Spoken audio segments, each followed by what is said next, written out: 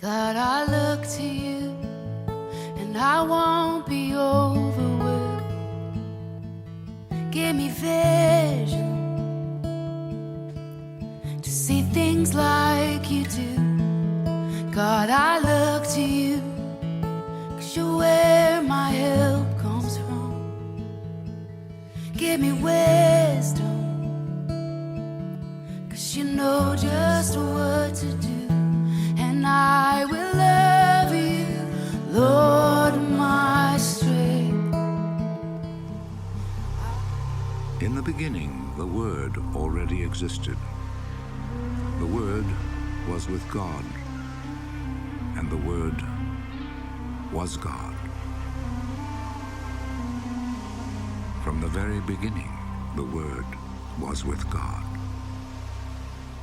Through him, God made all things. Not one thing in all creation was made without him. The Word was the source of life, and this life brought light to people. The light shines in the darkness. Then Pilate took Jesus and had him whipped. The soldiers made a crown out of thorny branches and put it on his head. Then they put a purple robe on him and came to him and said, "Long live the King of the Jews." And they went up and slapped him.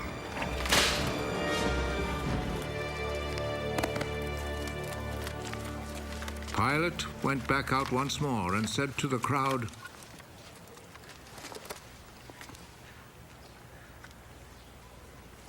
"Look, I will bring him out here to you to let you see that I cannot find any reason to condemn him. Look, here is the man." So Jesus came out, wearing the crown of thorns and the purple robe. Crucify him! Crucify him!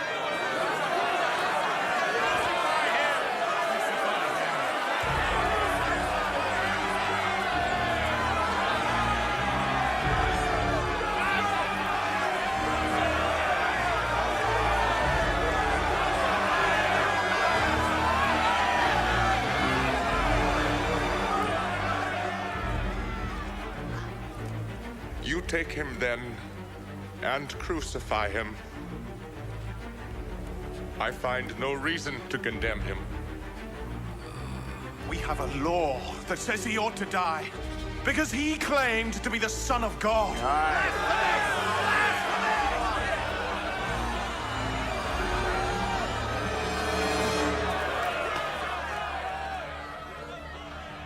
When Pilate heard this, he was even more afraid.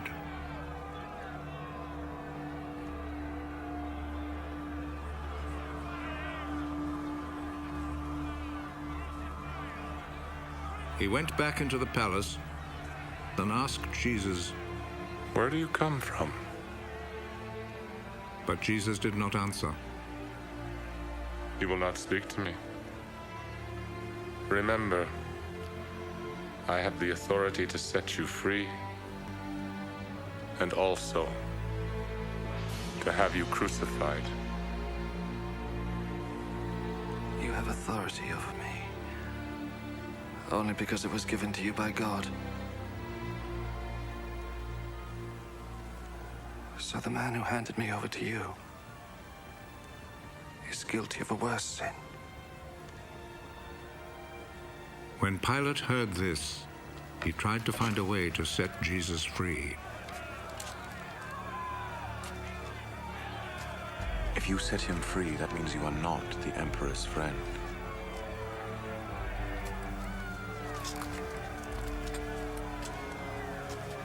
Anyone who claims to be a king is a rebel against the Emperor.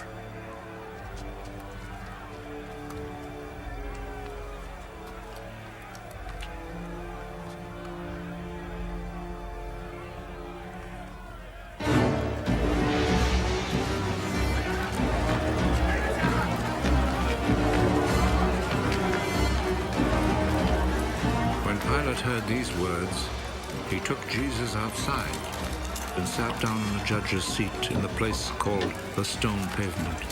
In Hebrew, the name is Gabbatha.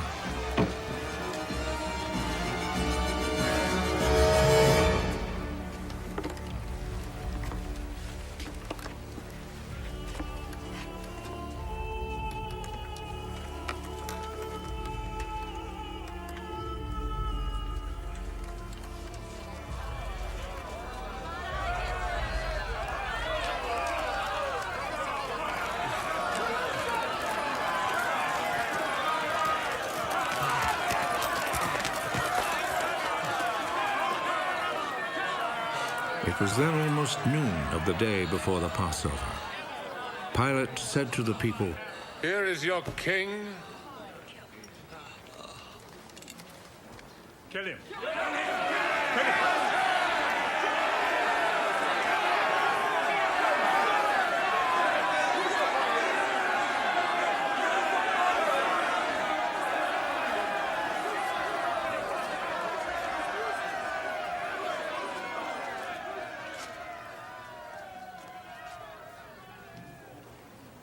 Do you want me to crucify your king?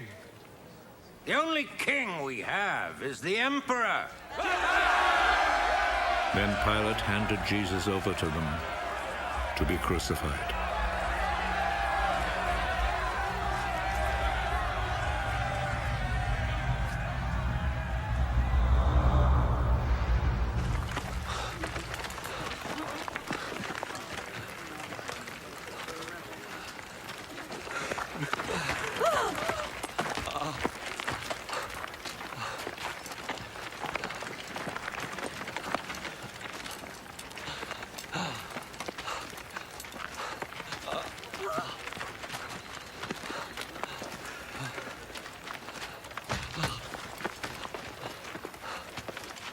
So they took charge of Jesus.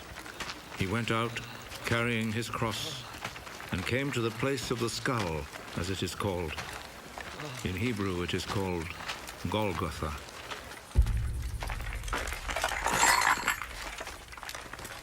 There they crucified him, and they also crucified two other men, one on each side, with Jesus between them.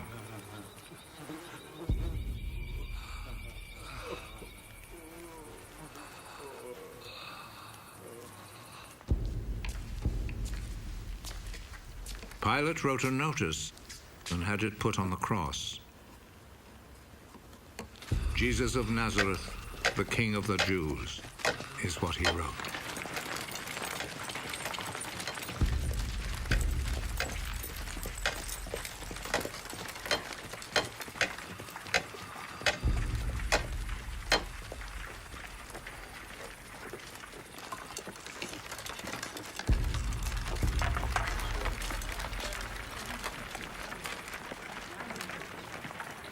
Many people read it because the place where Jesus was crucified was not far from the city. The notice was written in Hebrew, Latin, and Greek.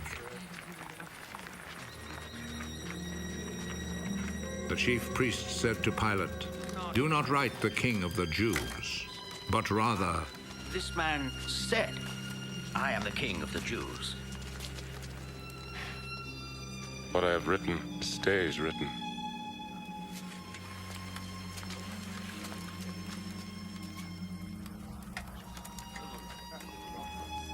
After the soldiers had crucified Jesus, they took his clothes and divided them into 4 parts, 1 part for each soldier.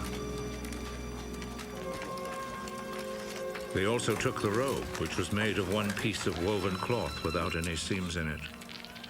The soldiers said to one another, "Let's not tear it. Let's throw dice to see who will get it." This happened in order to make the scripture come true. They divided my clothes among themselves and gambled for my robe. And this is what the soldiers did. Standing close to Jesus' cross were his mother's sister, Mary, the wife of Clopas, and Mary Magdalene. Jesus saw his mother and the disciple he loved standing there. He is your son. Then he said to the disciple, She is your mother. From that time, the disciple took her to live in his home. Jesus knew that by now everything had been completed. And in order to make the scripture come true, he said,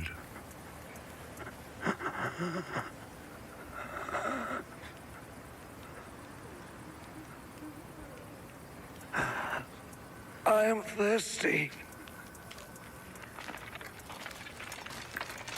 A bowl was there, full of cheap wine. So a sponge was soaked in the wine, put on a stalk of hyssop, and lifted up to his lips.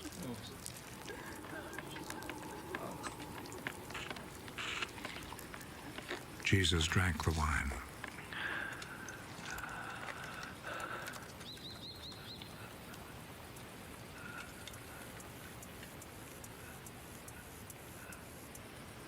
It is finished. Then he bowed his head and gave up his spirit.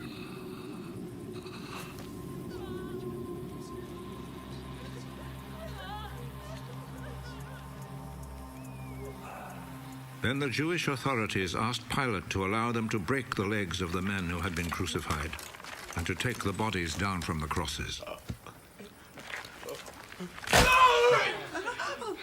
They requested this because it was Friday, and they did not want the bodies to stay on the crosses on the Sabbath, since the coming Sabbath was especially holy.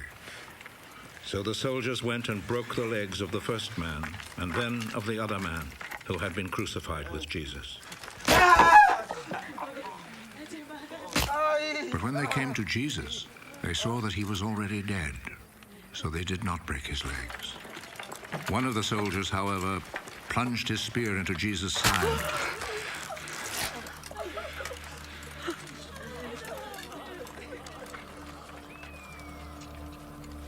And at once, blood and water poured out.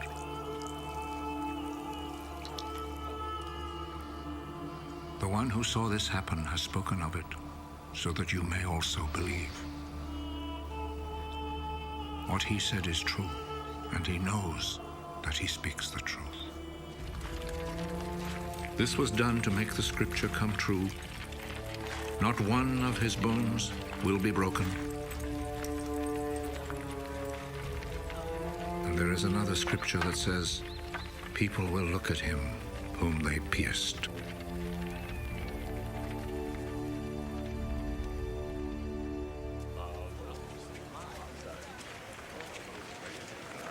After this, Joseph, who was from the town of Arimathea, asked Pilate if he could take Jesus' body.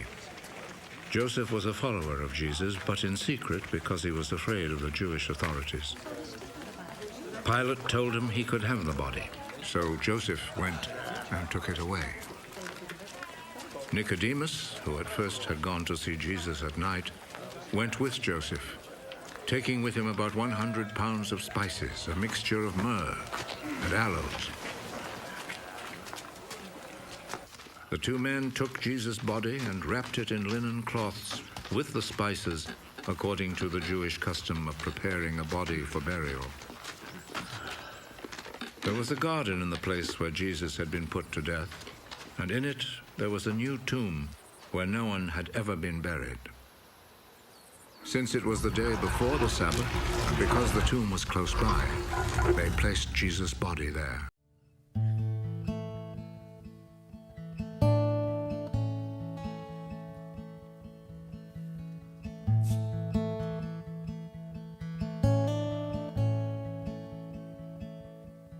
God, I look to you, and I won't be overwhelmed. Give me faith.